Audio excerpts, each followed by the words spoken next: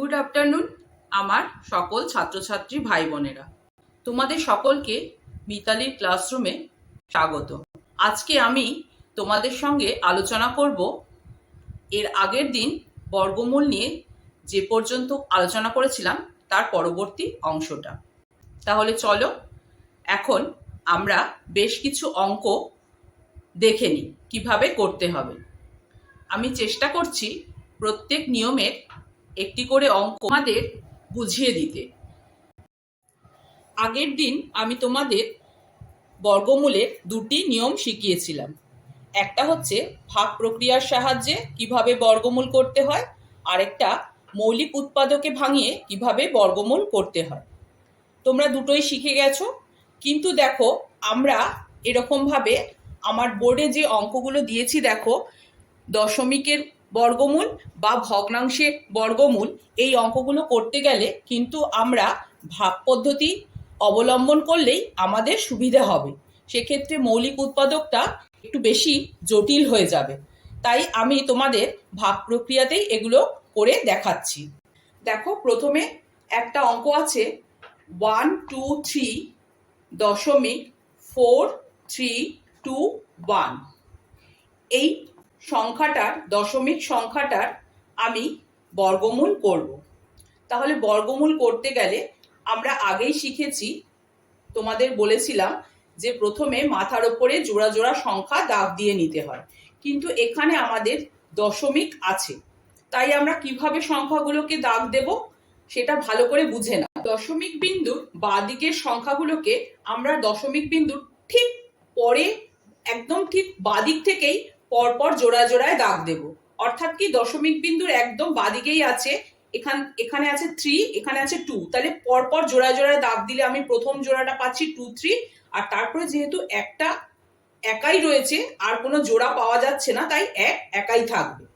আর দশমিক বিন্দুর ডান দিকের অংশটাকে আমরা কিভাবে দাগ দেব, দশমিক বিন্দুর ঠিক ডান দিকের সংখ্যাটা থেকে শুরু করে প্রত্যেক জোড়ায় জোড়ায় মাথায় মাথায় দাগ দেব। তাহলে কিভাবে, 4 3 একটা জোড়া, আর একটা হচ্ছে 2 1 জোড়া। এবার দেখো অঙ্কটা আমরা তাহলে কিভাবে করব। এর আগের দিন আমরা ভাগ প্রক্রিয়ার বর্গমূল শিখেছিলাম, ঠিক সেইভাবেই আমরা এই অঙ্কটাকে করব। প্রথমে দেখো যেহেতু 1 এর কোনো জোড়া নেই, তাহলে আমরা 1টাকে একাই করব, অর্থাৎ 1 1 যা 1। তাহলে এটা হয়ে গেল। তারপরে রয়েছে 23। এবার 23টা তাহলে নেমে গেছে। 23টা নেমে যাওয়ার পর দেখো এখানে আমরা 1কে 2 দিয়ে মাল্টিপ্লাই করলে পেয়েছি 2, আর তার পাশে 1 বসিয়েছি। 1টা যেহেতু এখানে বসিয়েছি তাহলে ওপরেও বসাবো, সেটা আগের দিনই বলেছি। তাহলে দেখো 21কে 1 দিয়ে গুণ করলে হয়েছে 21। তাহলে এবার এই 23 থেকে 21 বিয়োগ করে হচ্ছে 2। এবার আমরা তার পরের জোড়াটাকে নামাবো, অর্থাৎ এর পাশে 2টাকে ভাগ করতে গেলে এর পরের জোড়াটা নামাতে হবে। কিন্তু খেয়াল রাখতে হবে, যেহেতু দশমিকের অঙ্ক, দশমিকের পরের জোড়াটা যখন নিচে নামাচ্ছি তার আগে দশমিকটা কিন্তু বর্গমূলের জায়গায় বসাতে হবে, তারপরে আমরা এই সংখ্যাটাকে নামাতে পারবো। তাহলে আমরা দশমিকটাকে বর্গমূলের জায়গায় বসিয়ে তারপরে নামিয়েছি 4 3 এই জোড়াটাকে। তাহলে সংখ্যাটা গিয়ে দাঁড়ালো 2 4 3। তাহলে এবার এটাকে আমরা করতে গেলে দেখো এখানে 11 ছিল, তাকে 2 দিয়ে মাল্টিপ্লাই করে হয়েছে 22। তার পাশে আমরা 1 বসিয়েছি, কারণ 1 বসালে তাহলে আমরা 221কে যদি 1 দিয়ে গুণ করি তাহলে পাবো হচ্ছে 221, যেটা এখানে করা যাচ্ছে, ভাগ করা যাচ্ছে। তাহলে এবার এর থেকে এটা বিয়োগ করলে 243 থেকে 221 বিয়োগ করলে পাচ্ছি আমরা 22। তাহলে দেখো এবার এই 22-র পাশে আমরা পরের জোড়াটাকে নামাবো, তার মানে এখানে ছিল 21, তাহলে এই 21টাকে নামিয়েছি। তাহলে এবার দেখো ঠিক আগের নিয়ম অনুযায়ী এখানে মাথার ওপরে ছিল 1 1 1, তাকে আমরা 2 দিয়ে মাল্টিপ্লাই করেছি, হয়েছে 2 2 2। কিন্তু দেখো এখানে তোমাদের মনের মধ্যে প্রশ্ন হতে পারে যে 2 দিয়ে মাল্টিপ্লাই করলে আমরা কেন দশমিকটা লিখছি না।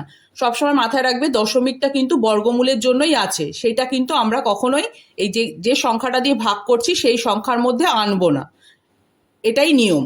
ঠিক আছে, তাহলে এবার দেখো 222 এর পাশে 1 বসিয়েছি, কারণ এখানে 1 দিয়ে এই পুরো সংখ্যাটাকে গুণ করলে দেখো যে সংখ্যাটা আমরা পাচ্ছি 2221, সেটা কিন্তু মিলে যাচ্ছে।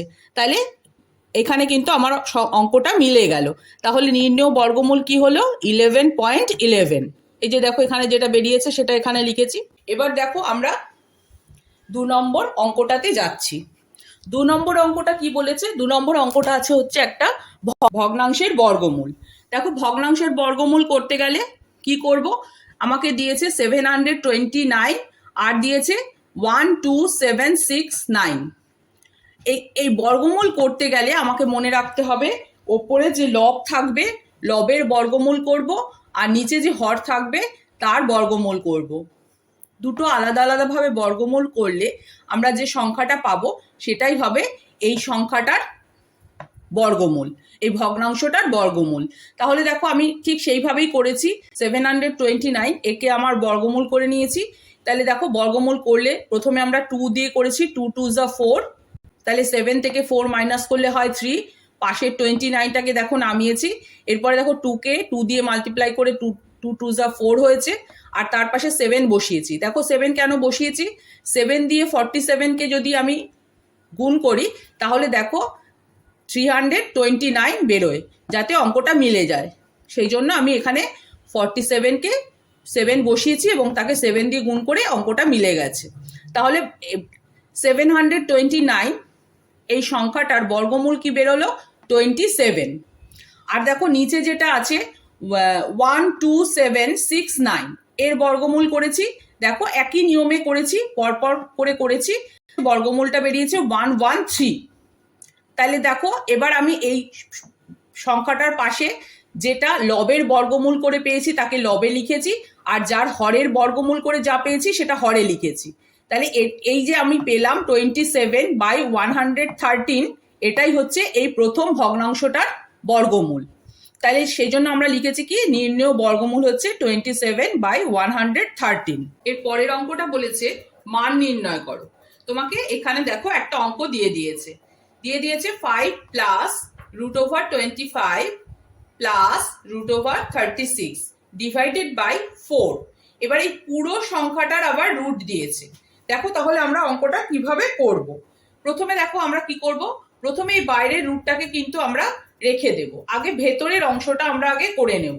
ভেতরের অংশটা করতে গেলে আমরা কি করব, দেখো কি করেছি, 5 আছে এখানে 5 লিখেছি প্লাস দিয়ে।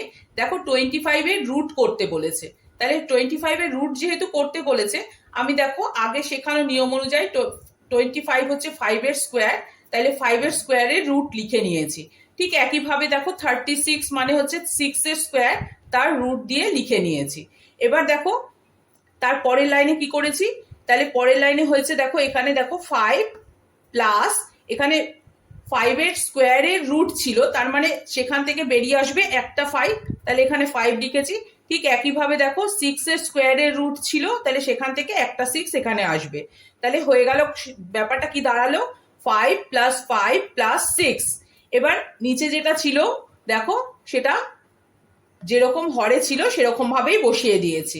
তারপরে দেখো পরের লাইনে কি করেছি, 5 প্লাস 5 প্লাস 6 করে আমি পেয়েছি 16, নিচে 4 ছিল 4টা বসিয়েছি।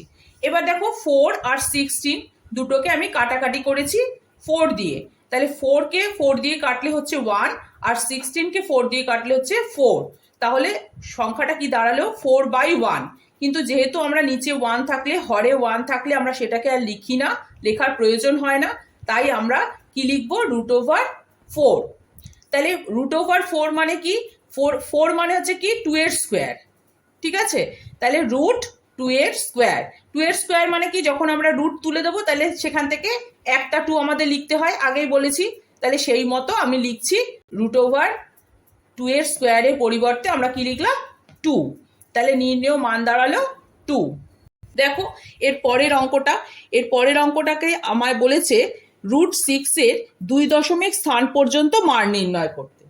তাহলে 2 দশমিক স্থান পর্যন্ত যখন তোমরা দেখবে এইরকম কোনো অঙ্ক থাকে, এখানে 6 আছে, 11 থাকতে পারে, মান নির্ণয় করতে বলে, তাহলে একটা জিনিস মাথায় রাখবে, আমরা ভাগ প্রক্রিয়ায় যে বর্গমূল করেছিলাম ঠিক সেই পদ্ধতিতেই আমাকে অঙ্কটা করতে হবে।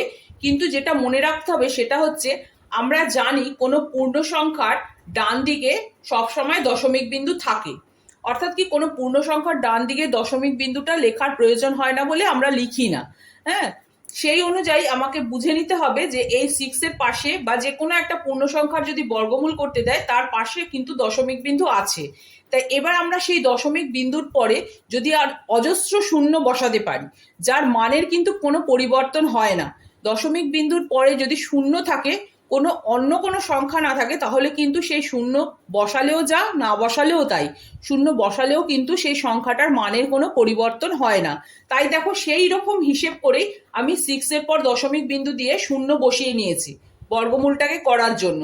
এবার যেহেতু 2 দশমিক স্থান পর্যন্ত আমাকে মান চেয়েছে, তাই আমাকে 3 ঘর পর্যন্ত বার করতে হবে। এটা সবসময় মনে রাখবে। যদি এখানে 3 দশমিক স্থান পর্যন্ত বার করতে বলতো, তাহলে কিন্তু আমাকে বর্গমূলটা 4 দশমিক পর্যন্ত বার করতে হতো। 4 দশমিক কথাটার মানে কি? দশমিকের পরে 4টে ঘর। 2 দশমিক মানে কি? দশমিকের পরে 2টো ঘর। যতগুলো ঘর বার করতে বলবে, আমাকে কিন্তু তার থেকে একটা বেশি ঘর বার করতে হবে। এবার কারণটা কেন, সেটা আমি পরে আসছি ব্যাখ্যাতে। দেখো, তাহলে এই অঙ্কটাতে আমাকে বলেছে 6 এর রুট নির্ণয় করতে। কত ঘর পর্যন্ত? না, 2 দশমিক স্থান পর্যন্ত। যেহেতু আমাকে 2 দশমিক স্থান পর্যন্ত মান নির্ণয় করতে বলেছে, তাই জন্য দেখো আমি 6 এর পর দশমিক বিন্দু দিয়ে 3 জোড়া শূন্য নিয়ে নিয়েছি, যাতে আমার বর্গমূলটাতে দশমিকের পরে 3টে ঘর বেরোয়। এবার দেখো আমি কি করেছি, এই প্রথম 6টাকে আমি 2 2 যা 4 করেছি। দেখো, 4 হওয়ার পরে এখানে মাইনাস করে আমার বেরিয়েছে 2, আর তার পাশে দুটো শূন্যকে আমি নামিয়েছি। কেন? এক জোড়া নামাতে হয়, জোড়া ছাড়া নামানো যায় না, তাই দুটো শূন্য নামিয়েছি। এরপর দেখো আমি 2টাকে 2 2 যা 4 করে তার পাশে 4 দিয়ে 4 বসিয়েছি। কেন? 44কে যদি আমি 4 দিয়ে গুণ করি, তাহলে হয় 176, যেটা 200-এর সাথে ভাগ যাচ্ছে। তা আমি সেভাবেই করেছি। দেখো, এখানে 4 বসিয়েছি, আর এখানেও 4 বসিয়েছি। বসিয়ে 44কে আমি 4 দিয়ে গুণ করেছি, গুণ করে বেরিয়েছে হচ্ছে 176। এবার দেখো, এই 200 থেকে 176 বিয়োগ করে হয়েছে 24। এবার পরের জোড়া শূন্যটাকে নামিয়েছি। দেখো, একই নিয়ম অনুযায়ী আমি তারপরে আবার 484 দিয়ে এটাকে ভাগ করেছি। ভাগ করলে বেরিয়েছে হচ্ছে আমার 1936। তারপরে দেখো, সেটাকে বিয়োগ করে বেরিয়েছে 464। তার পাশে আমি পরের শূন্যটাকে বসিয়েছি। আর এখানে ঠিক একই নিয়মে এই 244কে 2 দিয়ে মাল্টিপ্লাই করে হয়েছে 488, আর তার পাশে আমি 9 বসিয়েছি, কারণ এই পুরো সংখ্যাটাকে 9 দিয়ে গুণ করলে আমি যে সংখ্যাটা পাচ্ছি সেটা কিন্তু এর সঙ্গে ভাগ যাচ্ছে। তাই জন্য আমি কি করেছি, তাহলে দেখো, 4889কে 9 দিয়ে গুণ করেছি। 9 দিয়ে গুণ করে আমার বেরিয়েছে 44001, বিয়োগ করে থাকছে হচ্ছে 2399। তাহলে দেখো আমি কি লিখতে পারি, সুতরাং √6 ইকুয়াল টু হচ্ছে 2.449। ঠিক আছে? কিন্তু দেখো, আমি এখানে আমাকে চেয়েছিল 2 দশমিক স্থান পর্যন্ত মান নির্ণয় করতে, আর আমি বের করেছি 3 দশমিক স্থান পর্যন্ত। তোমাদের আমি একটু আগেই বললাম যে যত ঘর পর্যন্ত মান চাইবে, তার থেকে 1 ঘর আমি বেশি বার করব। এবার তার কারণটা আমি তোমাদের কাছে ভালো করে বোঝানোর চেষ্টা করছি। দেখো, এখানে যে সংখ্যাটা আমি পেয়েছি, দশমিক বিন্দুর পরে 3টে ঘর আছে। 3টে ঘর আমি এই জন্যই বার করব, বা একটা বেশি ঘর এই জন্যই বার করব, কারণ হচ্ছে যখন আমি আসন্ন মান লিখি, তখন কিন্তু এই পরের ঘরে যে সংখ্যাটা আছে সেই সংখ্যাটার মানের ওপর আমার কিন্তু এই 2 নম্বর ঘরের সংখ্যার মানটা নির্ভর করবে। কিভাবে নির্ভর করবে? যেমন ধরো, এখানে যেহেতু আছে 2.449, এখানে এই 3 নম্বর ঘরের সংখ্যাটা 5 অথবা 5-এর বেশি, অর্থাৎ 5, 6, 7, 8, 9 এরকম কোনো সংখ্যা হলে, অর্থাৎ যার মান 5 অথবা 5-এর থেকে বড় হলে, সেই মানটার জন্য কিন্তু আগের ঘরে আমরা 1 যোগ করে সংখ্যাটাকে লিখব। তাহলে সংখ্যাটা লিখব, এখানে দেখো কি আছে, 9। তাহলে আমরা কিন্তু দশমিক 2 ঘর পর্যন্ত যখন আসন্ন মান লিখব, তখন কিন্তু আমার এই 4টার সঙ্গে 1 যোগ করে আমাকে লিখতে হবে 5, কারণ এই 9টা কিন্তু 5 অথবা 5-এর থেকে বড় সংখ্যা। দেখো, সেই জন্য আমি লিখেছি 2.45। তা আসন্ন মান লেখার সময় সব সময় তাহলে আমরা কি মাথায় রাখবো, যে যত ঘরের আসন্ন মান বার করছি তার ঠিক পরের ঘরটা যদি আমাদের 5 অথবা 5-এর থেকে বেশি হয় তখন কিন্তু সেই ঘরের আসন্ন মানটা এক ঘর বেড়ে যায়, অর্থাৎ এক সংখ্যা যোগ করে সেটাকে লিখতে হয়। সেই জন্যই দেখো আমরা √6 = 2.449 এর পরিবর্তে দুঘর পর্যন্ত আসন্ন মানের উত্তরটা কি লিখব, 2.45। দেখো এবার তাহলে আসি পরের অঙ্কে। পরের অঙ্কটা বলেছে দুটি সংখ্যার গুণফল 1.98375। এবার বলছে যদি একটি সংখ্যা অপরটির 1.5 গুণ হয় তবে সংখ্যা দুটি কত হবে। দেখো প্রশ্নে যেরকম ভাবে দেওয়া আছে সেরকম ভাবে আমি উত্তরটা বার করার জন্য প্রথমে সাজিয়ে নিয়েছি। লিখেছি প্রশ্নানুসারে বড় সংখ্যা সমান সমান ছোট সংখ্যা ইন্টু 1.5। কেন, দেখো এখানে লেখা দেওয়া আছে একটি সংখ্যা অপর সংখ্যাটির 1.5 গুণ, তাহলে সেই অনুযায়ী আমি এটা লিখে নিয়েছি। তাহলে আর কি দেওয়া আছে প্রশ্নে, দুটো সংখ্যার গুণফল দেওয়া আছে, তাহলে সেটাও আমি দেখো লিখে নিয়েছি, বড় সংখ্যা ইন্টু ছোট সংখ্যা সমান সমান হচ্ছে 1.98375।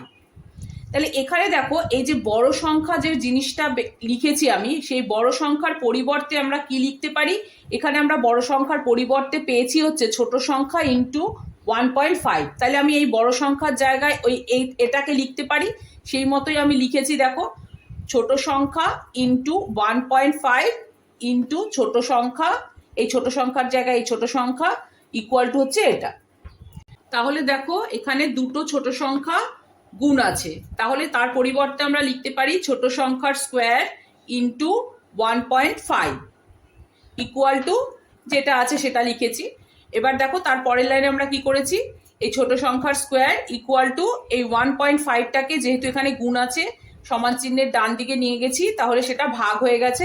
দেখো লিখেছি 1.98375 ডিভাইডেড বাই 1.5। দেখো এবার আমি এখানে অঙ্কটা কাটাকুটি করার সুবিধার জন্য হর থেকে অর্থাৎ 1.5 এই সংখ্যাটা থেকে দশমিক বিন্দুকে এক ঘর ডান দিকে সরিয়ে দিয়েছি, সরিয়ে দিয়ে এখানে হয়েছে 15, আর মানকে সমান রাখার জন্য তাহলে আমাকে লবেও এক ঘর ডান দিকে সরাতে হয়েছে, তাই এক ঘর ডান দিকে সরালে ওপরের সংখ্যাটা দাঁড়িয়েছে 19.8375।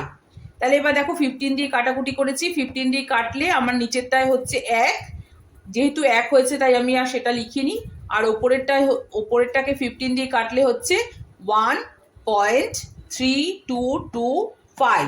এবার দেখো এখানে আমরা পরের লাইনে কি করেছি, এখানে যেহেতু ছোট সংখ্যাটার স্কোয়ার ছিল আমি এখান থেকে ছোট সংখ্যা লিখেছি, তার মানে কি আমি এই ছোট সংখ্যার স্কোয়ারটাকে বর্গমূল করেছি, তাই আমি একটা ছোট সংখ্যা পেয়েছি। তাহলে দেখো বাঁ দিকটা যদি আমি বর্গমূল করি তাহলে ডান দিকটাও সমান রাখার জন্য, মানটাকে সমান রাখার জন্য ডান দিকটাও বর্গমূল করতে হবে, তাই আমি এই সংখ্যাটার বর্গমূল করেছি। বর্গমূল করে আমি পেয়েছি দেখো ছোট সংখ্যাটা সমান সমান 1.15। এক্ষেত্রে মনে রাখবে আমি কিন্তু বর্গমূলটা এখানে আর করে দেখাইনি, যেহেতু বর্গমূলের অঙ্ক আমি অনেকগুলোই তোমাদের করে দেখিয়েছি, তাই তোমাদের আর করে দেখাইনি আলাদা করে, আমি একেবারে বর্গমূলটা লিখে দিয়েছি। কিন্তু তোমরা কিন্তু পরীক্ষার সময় বা স্কুলে করার সময় অবশ্যই বর্গমূলটা পাশে দেখিয়ে দেবে কিভাবে তোমরা করলে, না হলে কিন্তু অঙ্কটা ভুল হয়ে যাবে। তাহলে দেখো আমরা ছোট সংখ্যা সমান সমান পেলাম হচ্ছে 1.15। এবার দেখো আমরা আগেই পেয়েছি বড় সংখ্যা সমান সমান হচ্ছে ছোট সংখ্যা ইন্টু 1.5।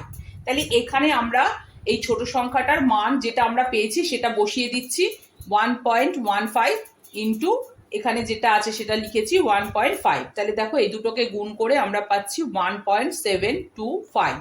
তাহলে ছোট সংখ্যাও আমরা পেয়ে গেলাম, বড় সংখ্যাও পেয়ে গেলাম। তাহলে সংখ্যা দুটি কি হলো, সংখ্যা দুটি হবে 1.15 এবং 1.725। দেখো এরপর আসি পরের অঙ্কে।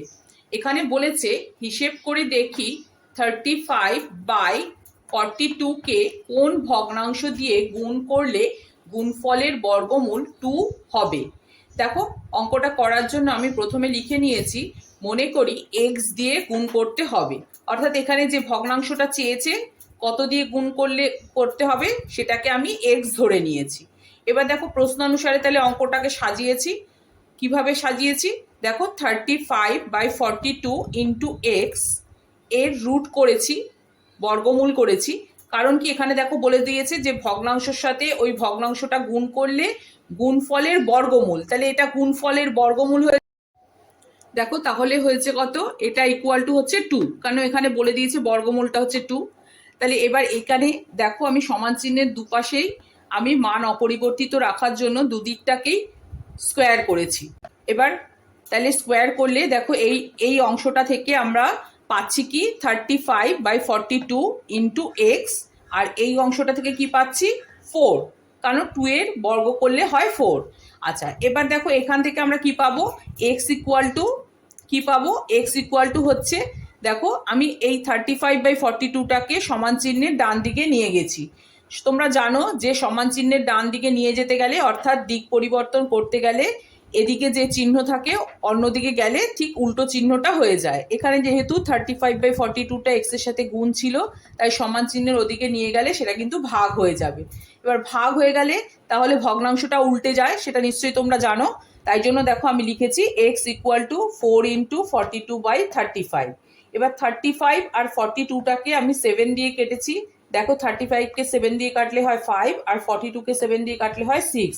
তাহলে এখান থেকে আমরা কি পেলাম, এক্স ইকুয়াল টু হচ্ছে 6 ইন্টু 4 অর্থাৎ হচ্ছে 24, আর এখানে রয়েছে 5, তাহলে এটা হচ্ছে 5। তাহলে দেখো এক্স ইকুয়াল টু কি পেলাম 24/5। এই 24/5টাকে আমরা যদি মিশ্র ভগ্নাংশে পরিণত করে দিই তাহলে আমরা পাচ্ছি কি 4 পূর্ণ 4/5। ঠিক আছে, তাহলে ভগ্নাংশটি হবে 24/5 বা 4 পূর্ণ 4/5। তাহলে আশা করছি তোমরা সকলেই অঙ্কগুলো খুব ভালোভাবে বুঝতে পেরেছো। আর যদি কোনো অসুবিধে থাকে তাহলে অবশ্যই জানিও। আর যদি আমার ক্লাস তোমাদের ভালো লাগে তাহলে লাইক করো এবং শেয়ার করো, সঙ্গে চ্যানেলটাকে সাবস্ক্রাইব করতে ভুলো না। ওকে, বাই বাই।